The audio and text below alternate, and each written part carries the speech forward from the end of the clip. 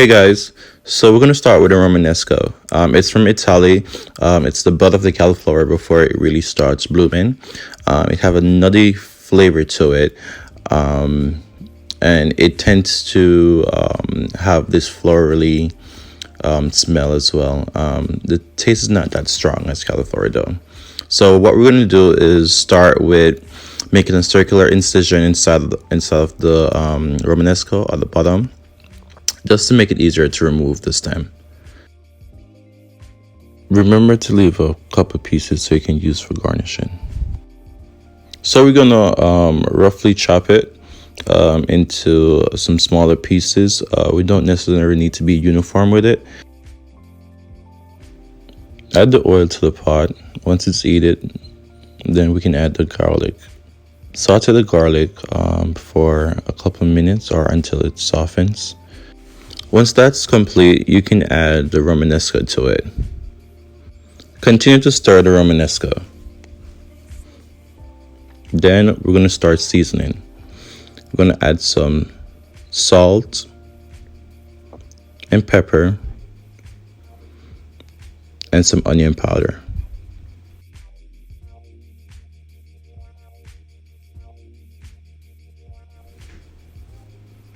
Continue to stir. Then we're going to add the milk. I choose to use almond milk and coconut milk because I'm lactose, but the recipe is good as well with heavy cream and whole milk. Once you reach the soft type texture, you can remove from heat and start to cool down. So I chose portobello mushrooms for its earthy, meaty feel to it. Cut it in quarter-sized cubes, and then we're going to add some oil to the pan and put all the mushrooms in. Add some salt and black pepper. You can be generous with the salt because it soaks up all the flavor.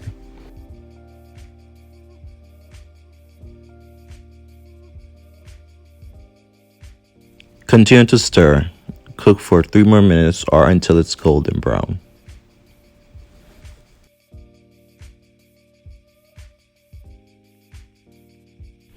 So next we're gonna remove all the Romanesco from the liquid. Because the Romanesco has a lot of liquid in itself, use a strainer to remove as much as the Romanesco and less of the liquid as possible.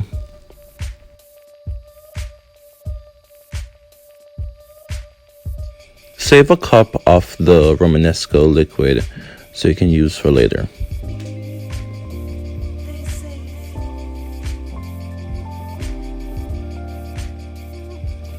When blending hot liquids and hot food, remember to leave an opening on the top of the lids so the steam can be released.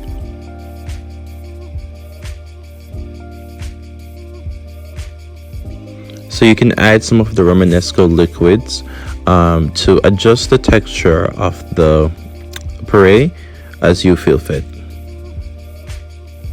Tasting recipe throughout the cooking process help you balance flavors.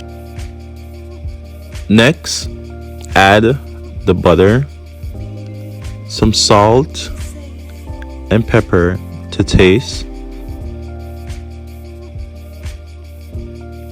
Add some more of the Romanesco liquid. Cover and let's start to blend. Once you have a smooth-like texture, almost the same consistency as baby food, you're ready to go.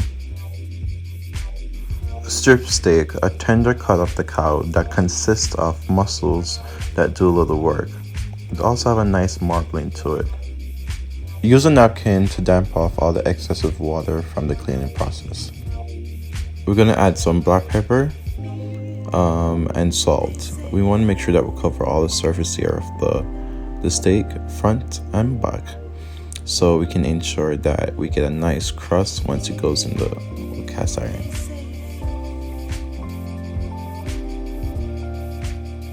Add both steak to the cast iron pot once it's hot. Ensure that the steak is laying as flat as possible in the cast iron because you want it to cook evenly and to develop a nice crust on the side. Cook each side for 5 minutes. If you want a medium rare steak, you can add 2 minutes for a medium, 2 more minutes for a medium well, and then 2 more minutes for a well done steak. A common misunderstanding about cooking steak in cast iron is that people tend to move the steak or agitate the steak. Just leave it there, let it cook to the desired temperature with the desired time, and you have a perfect steak. I'm gonna add garlic and butter. You can use any aromatics you want, rosemary, thyme, sage, but for this recipe I'm gonna use garlic and butter. I'm gonna tilt it over just to start the basting process. All that juice that melts from the butter and the garlic, we're gonna use to spread it all over the steak, introducing the flavor to the steak. It's so good. For the balsamic production, you want to find a nice quality balsamic vinegar. Add butter, then red onions, finely chop. The recipe calls for shallot, but I didn't have any shallots, so I replaced it with finely chopped red onions. You want to cook it until it gets softened.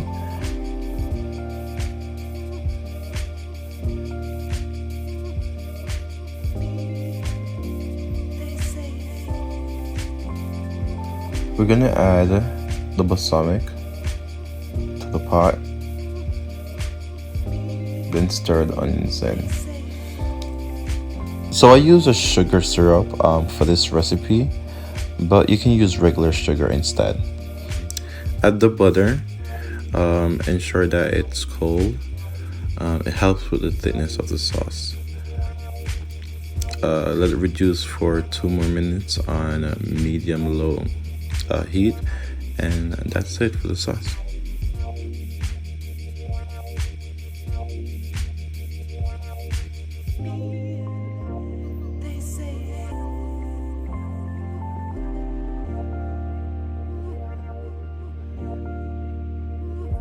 Start with the Romanesco puree at the bottom. We're gonna put a few jabs of it at the bottom. Then we're gonna use the spatula to spread it out a little bit. Take the Romanesco pieces that we blanched earlier, and we're gonna place it around the edges.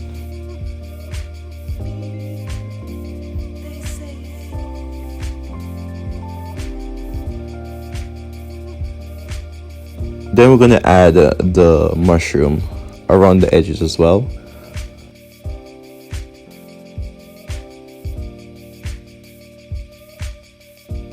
Then we're gonna slice your steak about 1/4 inch thickness, or it depends on how you want it. Then we're gonna put it in the center of the dish. It's good to keep it uniform when you put it on the plate, especially when you're making a presentation. We're gonna add some of the balsamic reduction on top. And then we're gonna add some confit tomato made yesterday. Basically roasted tomato in oil. It brings a pop of color to the dish and also some flavor. That's it. Thank you.